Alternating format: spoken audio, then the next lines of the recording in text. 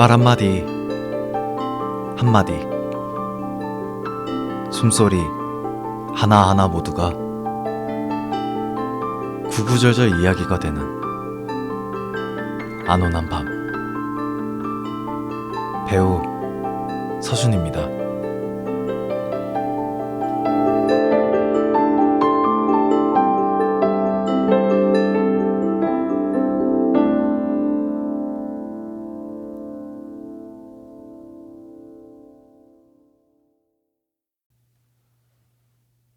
해파리, 단감, 물엿, 종이.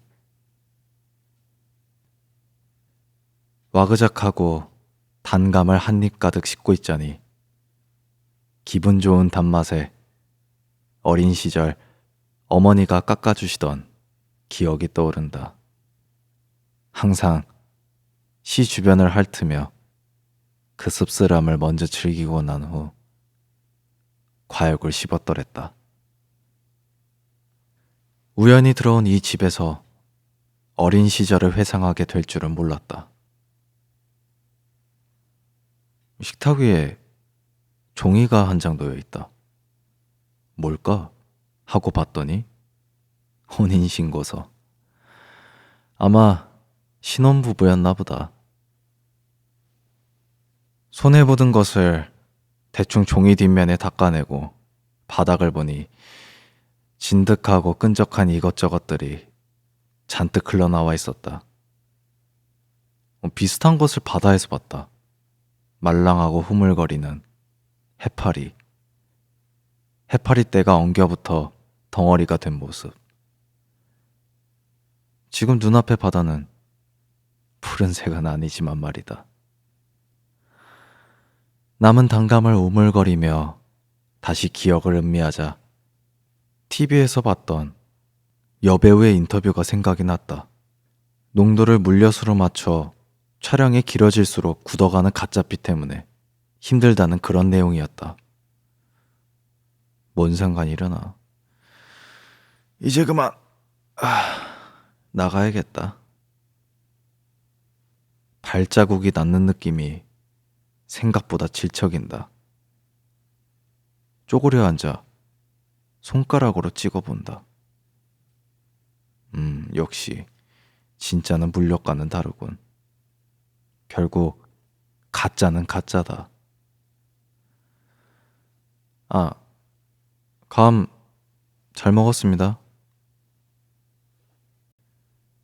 낭만, 노을, 하늘, 태양. 오랜만에 하늘을 올려다보니 노을이 내려앉아 있다. 꽤나 붉게 내리는 탓에 나의 얼굴에 들이오는 그림자마저 발갛게 타오른다. 뻐근한 몸을 풀어주며 하던 일을 마저 하려던 찰나 아쉬움이 찾아왔다. 이제 더 이상 못하겠구나. 내가 가진 유일한 낭만이 오늘로 막을 내리겠구나 하는 그런. 튀어가는 뜨거운 액체를 맞으며 하나둘 나뉘는 모습을 보아하니 지금이 중요하지 싶다. 뜨겁고 무거운 진득한 노을이 상반신을 전부 뒤덮었다. 안녕.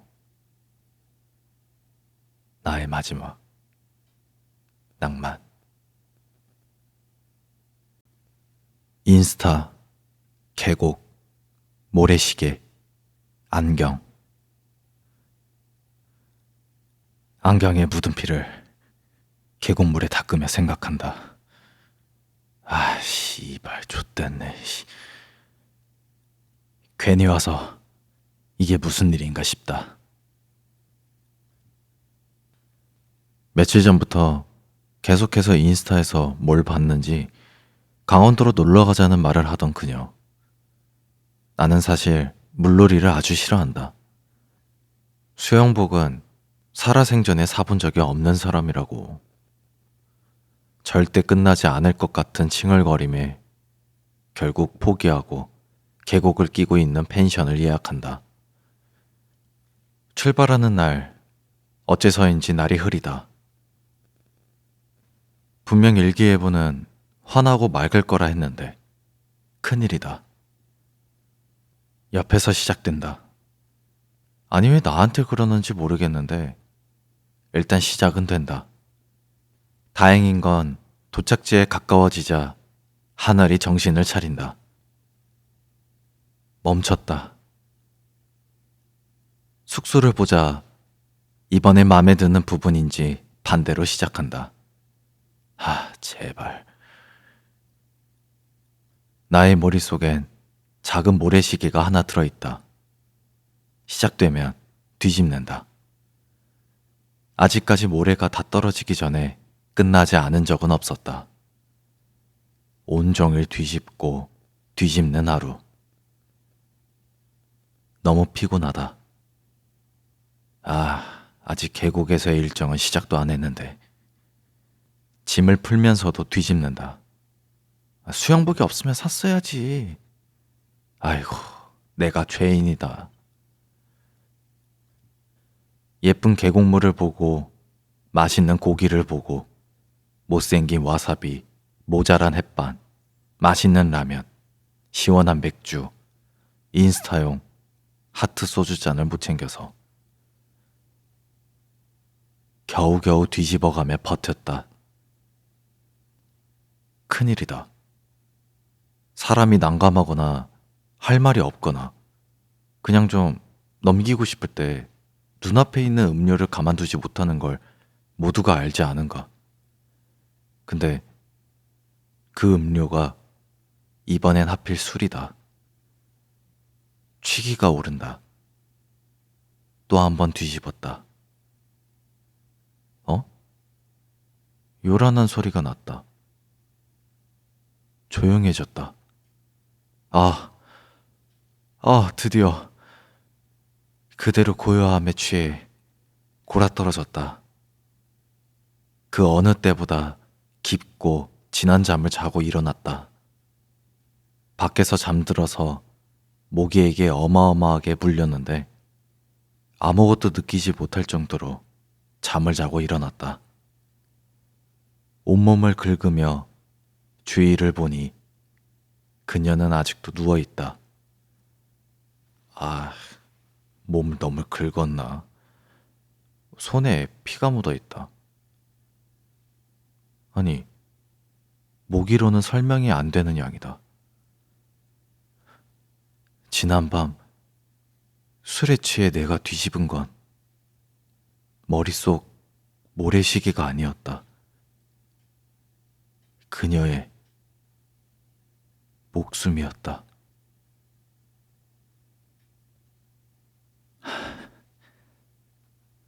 씨발. 일단 손부터 씻자. 뭐 어떻게든 되겠지.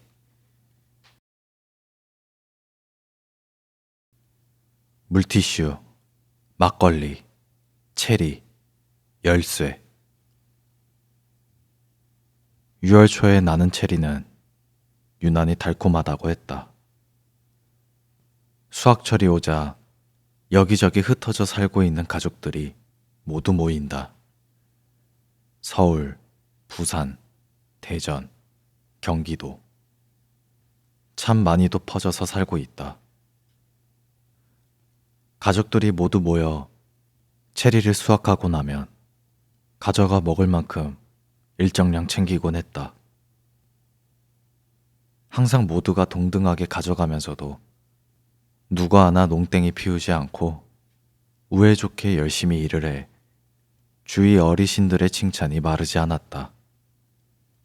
집에는 할머니가 수확한 체리로 만든 잼과 시럽이 항상 가득해 온갖 간식들을 만들어 주시곤 했다.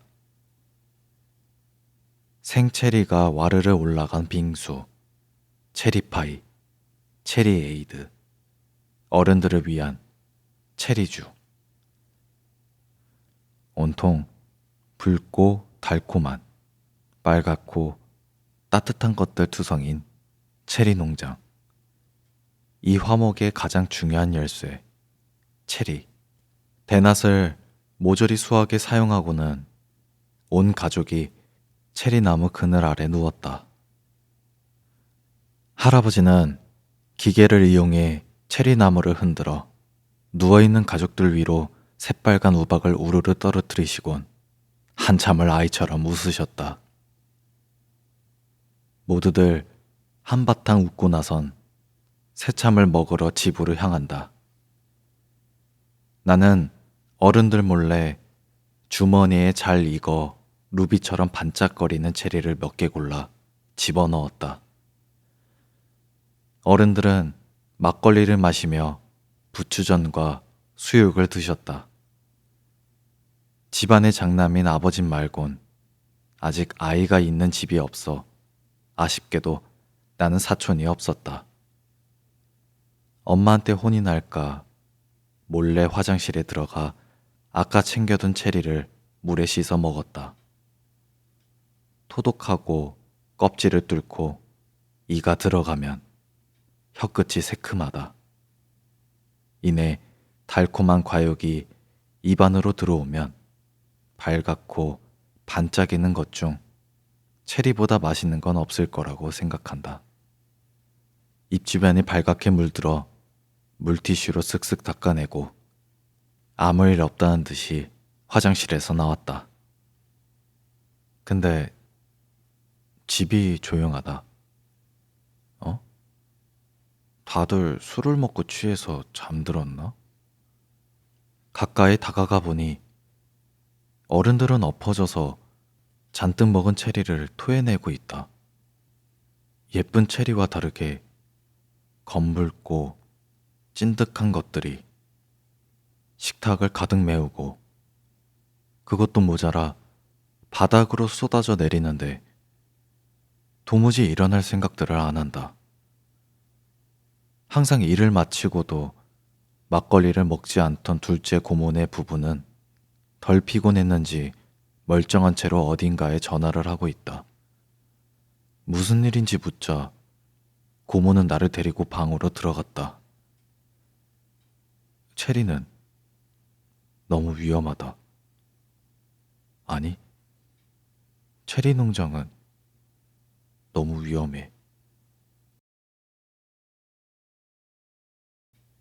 어제 각질, 손잡이, 이어폰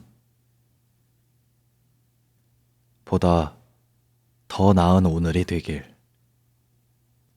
돌이킬 수 없는 어제는 잊어버리고 끊임없이 나아가 개전하는 미래가 되기를 바랍니다. 아침 대바람부터 경찰서로 한 통의 편지가 도착을 했다. 봉투에 송장이 붙어있지 않은 걸 봐서 아마도 직접 두고 간 듯하다. 흰 봉투 안에 들어있는 A4 종이를 꺼내자 쓰여있는 내용이다. 이 무슨 발전적인 글인가 싶은데 이런 내용의 편지를 경찰서에 보낸 이유는 알 수가 없다. 에휴, 누군가가 장난을 친 거겠지 하며 그냥 넘어가려던 찰나 한 경찰관이 뭔가 이상함을 느끼고 다시 한번 편지를 살핀다. 펜으로 쓴 것이 아니다. 글자엔 아직 조금 습기가 남아있다. 그리고 붉은색이다. 검붉은색. 그런 색의 펜이 없는 건 아니지만 도무지 펜으로 썼다는 느낌은 들지가 않았다. 코에 가져다가 조심스럽게 냄새를 맡아본다. 아이씨, 뭐야 이거? 피?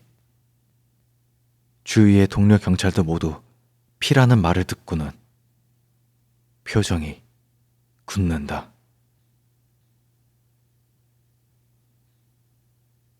그는 항상 줄 이어폰으로 음악을 들으며 출퇴근을 한다. 특별히 선호하는 장르나 가수를 골라 듣는 편은 아니고 누군가 만들어 올리는 플레이리스트를 이것저것 듣는 것을 좋아한다. 지하철을 타고 왕복 2시간. 꽤 먼 거리의 직장을 다니다 보니 이동 중 듣는 음악이 꽤 많다. 단 한 번도 여지껏 들었던 음악들 중에서 마음에 들어 일부러 다시 들어본 적이 없다. 취향 같은 것이 없는 사람처럼 보인다. 지하철 의자가 비어 있어도 결코 앉아서 가지 않는다. 늘 손잡이를 잡고 약간 체중을 실은 채로 고개를 푹 숙이고 음악을 듣는다. 종종 눈을 살짝 들어 주위를 살피곤 한다.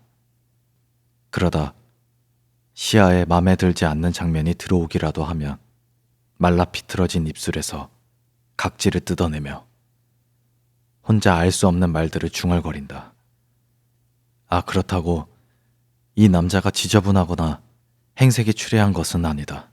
그냥 조금 건조하고 입술을 뜯는 습관이 있을 뿐. 누구나 다 그런 작은 버릇들은 있지 않은가. 최근 들어서 그는 한 가지 고민이 있다. 이 사회에는 왜 이렇게도 부도덕하고 예의 없는 사람들이 많은가? 지하철에서 시끄럽게 떠들며 뛰어다니고 불쾌한 냄새를 풍기고 노약자에게 자리를 양보하지 않는 사람들. 길가에서 담배를 피우지만 그게 남들에게 피해가 가는 건 줄도 모르는 사람들. 술 먹고 행패를 부리고 범죄를 저지르는 사람들. 미성년자라고 쉽게, 아니 어쩌면 그래도 괜찮다고 생각하며 타인을 괴롭히고 악랄하게 구는 사람들. 다른 사람의 노력을 자신의 이득을 위해 가볍게 대하고 갈취하는 사람들.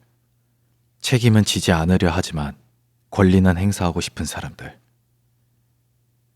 그의 눈에는 세상이 악으로 가득하다. 악한 사람과 선한 사람은 나눠져 있지 않다. 어떠한 사람도 양쪽 다 될 수 있다. 자신의 선택이 어떠한지, 주위 환경이 어떠한지가 중요하다. 그가 가지고 있는 사상이다. 여기까지는 꽤 맞는 말이라고 생각한다. 누구에게나 이중적인 모습은 있고 선함과 악함을 다 가지고 있는, 동시에 어떤 인간이 될지를 선택하며 살아가니까. 하지만 요즘 따라 그의 머릿속에서 또 다른 한 가지의 생각이 들기 시작한다. 엄청나게 거대한 사건으로 사람들에게 경각심을 심어준다면 더 많은 사람들이 선한 방향으로 선택을 하며 살아가지 않을까 하는 그런 정신 나간 생각이다. 아니, 생각쯤이야 할 수도 있다. 혼자 하는 생각이 머릿속에서 끝이라면 문제될 일은 없다. 그러나 그는 그 생각을 머리 밖으로 끄집어낼 생각이다. 행동을 하기로 결심했다. 한 인간의 나쁜 선택이, 그것도 상상하기 어려울 정도의 악이 되어 많은 피해를 만들어낸다면 사람들은 반감을 가지고 악을 더 멀리하려 하지 않을까? 대악당, 절대 악인이 되어 세상을 이롭게 하겠다는 생각을 한다는 건 만화에서나 볼 법한 일 아닌가 싶지만 현실은 때론 만화나 영화보다 더 잔혹하고 말 같지도 않을 때가 있는 법이다. 그는 먼저 철저히 자신보다 약한 사람들만을 대상으로 하기로 마음먹었다. 최대한 악랄해져야 한다. 묻지마 살인, 방화, 갈부림, 대학살, 다양한 범죄들을 떠올리며 마치 세상을 바로잡을 해답을 찾아가듯 고민을 하다. 문득 여태까지 자신이 인터넷이나 뉴스에서 봐왔던 사건들이 생각이 난다. 불특정 다수의 인간들이 대량으로 모이는 곳이 좋을 것 같다. 남자라서 더 잔인하고 여자라서 더 이기적이고 나이가 많아서 더 부도덕하고 어려서 더 무책임한 게 아니니까. 모든 인간은 그럴 수 있는 가능성을 가지고 있으니까. 어떠한 조건으로 나눌 필요는 없다고 생각을 한다. 그런 사람이 많이 모이는 곳은 어디일까? 지하철역, 버스 정류장, 광장, 번화가, 호텔, 공항. 철퇴를 내릴 마땅한 장소를 고른다는 것이 이렇게나 어려울 일인가? 카페에서 커피를 마시며 노트에 이딴 내용들을 쓰며 고민을 하고 있는 그의 주위에 수많은 사람들이 있지만 누구도 알지 못한다. 아마 노트에 쓰여 있는 내용들을 눈으로 직접 보고 지나친다 해도 말릴 수 없을 것이다. 이렇듯 누군가의 범죄 계획을 알아차린다는 것은 결코 쉬운 게 아니다. 계획을 하고 있는 이 순간 당장이라도 일어나 필통에 있는 커터칼로 주위 사람들을 해칠 수도 있는 것이다. 반대로 평소 그에게 관심을 가지고 바라봐 주거나 이야기를 들어주는 사람들이 있었다면 발생하지 않을 일이기도 하다. 며칠을 고민하던 끝에 그는 아파트 단지에서 거사를 치르기로 결정을 했다. 불을 지를 것이다. 세상을 깨끗하게 태우는 단죄와 정화. 흉기로 쑤시고 자르며 사람을 부수는 무식한 방법은 쓰지 않는다. 과업을 달성하기 위해 준비해가는 스스로의 모습에 완전히 취해버려 죄책감 따위는 느끼지 않는다. 필요한 도구들을 하나둘 모아가며 계획을 짜기 시작했지만 생각만큼 쉽게 완성이 되지 않는다.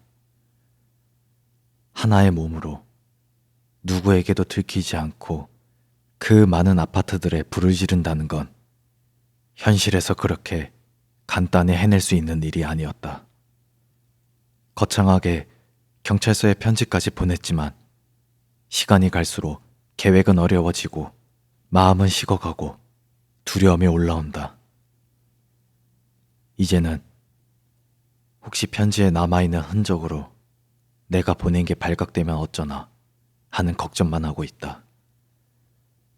본인만의 정의로 세상을 바로 잡으려던 구원자에서 잡혀갈까 들킬까 벌벌 떠는 나약하고 한심한 인간이 되어버렸다.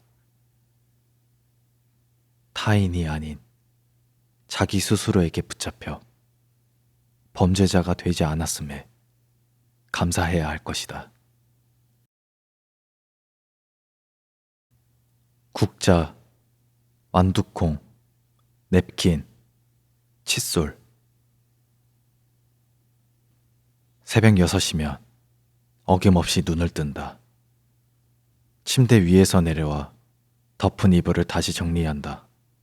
일어나기 위해 접은 것 이외에는 아무런 흐트러짐 없지만 매일같이 한 자세로 몇 시간을 자고 일어나는 게 신기할 따름이다. 남자는 몸에 아무것도 걸치지 않은 채로 집에서 생활을 한다. 그런 이유로 모든 창문에는 발이 쳐져 있다. 햇빛보단 나체를 선호하는가 보다. 기상을 하고 나면 바로 욕실로 향한다. 칫솔을 들고 정확히 칫솔모의 절반에 맞춰서 치약을 짠다. 결코 더 짜거나 덜 짜는 일이 없다. 양치질을 하며 거울을 보는데 검붉은 방울이 튀어 아래로 흐른 자국이 눈에 들어온다. 눈살을 찌푸리며 물로 닦는다. 아마 일을 하다 튀었나 보다. 이런 실수는 좋지 않다. 언제든 작은 방심이 몰락을 가져올 수 있다는 것을 잊으면 안 된다. 샤워를 하며 욕실을 전체적으로 다시 청소를 하고 나온다. 생각보다 배수구에 머리카락이 많이 뭉쳐 있었다. 수많은 정보의 파편들을 손가락으로 모아 쓰레기통에 버린다. 지저분하다. 아침을 먹을 준비를 한다. 어젯밤 일을 마치고 남은 것들로 한 솥 가득 스튜 같은 것을 만들어뒀다. 여기저기 부위를 지칭하기는 어려운 여러 명, 아니 여러 것들의 고기를 잔뜩 집어넣고 잡내를 잡기 위해 레드와인과 다양한 향신료들을 잔뜩 집어넣었다.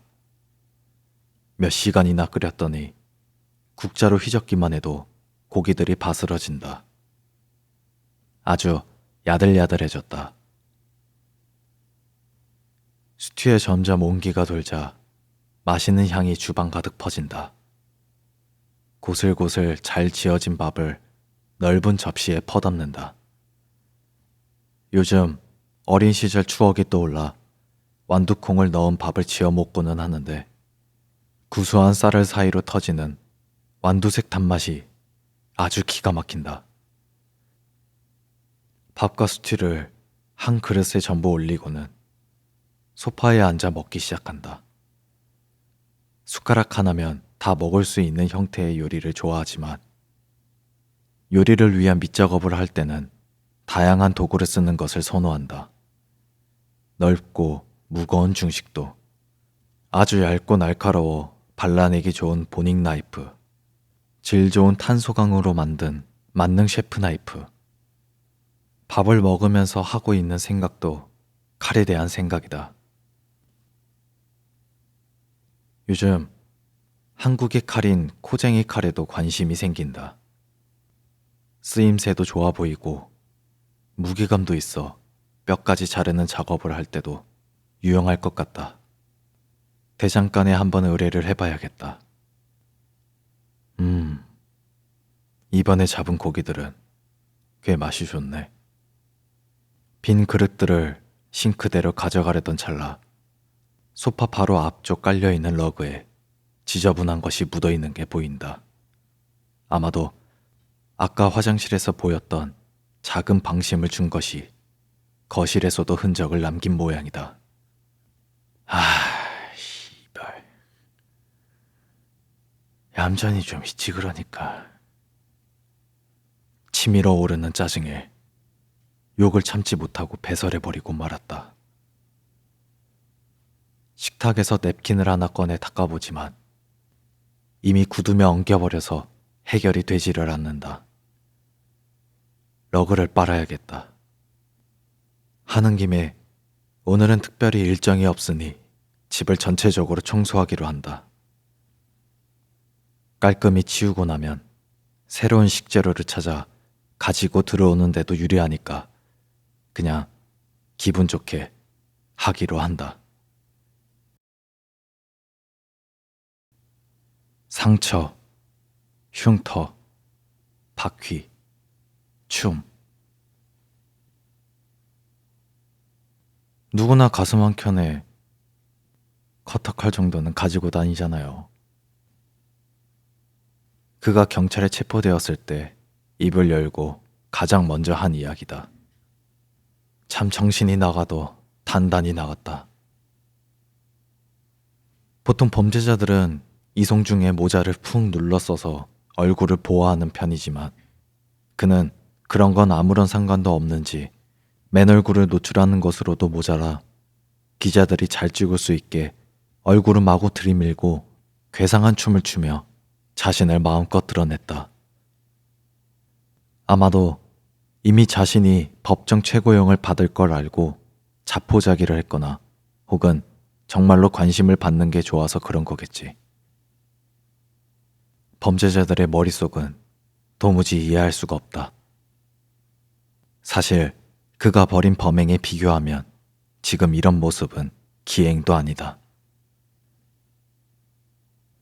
연일 대중매체에서 그가 벌인 잔혹한 사건들이 다양한 시각과 목소리로 회자되고 있다. 일명 커터칼 살인마.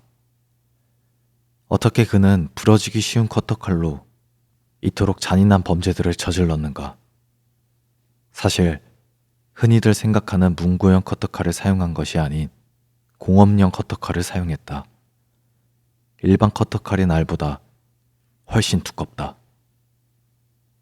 그가 장판 시공 업체에서 일을 할 때부터 사용해 손이 익어서 범행 도구로 사용했다는 게 현재 가장 그럴듯한 추측이다. 그가 진술을 할 당시 사람의 피부가 부드러워 장판을 가를 때보다 훨씬 기분이 좋았다고 얘기했으니 말이다. 그래서 피해자들의 상처를 보면 자창이 아닌 절창이 대부분이었다. 시신 한 구에 절창이 수십 수백 개. 도대체 인간을 무엇라 생각한 걸까? 마구잡이로 베어 가른 형태도 아니었다. 몸을 움직이지 못하게 한 상태에서 목을 베어 숨을 끊었고 이후 피부 위에 문신, 그림을 그리듯 그어나갔다. 사실상 단 한 번의 절창 이외의 다른 것들은 죽은 이후 시신을 유린하기 위한 것이었다. 스스로 예술가라도 된 것처럼 느낀 걸까? 어찌나 많은 피해자들에게 그런 짓을 해왔는지. 칼을 쥐는 손바닥 면들이 온통 쓸린 흉터와 굳은 살로 가득했다. 어느 순간부터는 피해자가 몇 명이 더 늘어나도 형량을 바뀔 일이 없다고 생각해 더 브레이크 없이 달렸을 것이다. 실제로도 가속도가 붙는 자동차 바퀴 마냥 점점 빨라지듯 사람에게 위해를 가하는 주기가 짧아졌고, 그래서 잡히기 직전에 거의 하루에 한 명꼴로 피해자가 발생했다. 만약 잡히지 않았다면 하루에 몇 명이든 살해를 했을지도 모른다. 쾌락형 연쇄살인마. 2024년에 이런 일이 벌어지리라고는 생각지도 못했기에 더 많은 사람들이 두려워하고 분노했을 것이다. 악이 서린 칼로 타인을 향해 추는 칼춤. 많은 범죄자들이 피해 망상에 갇혀 사회와 타인을 향한 분노로 이런 일이 벌어진다고 이야기한다. 분노가 분노를 만드는 세상이 되지 않기를 바란다.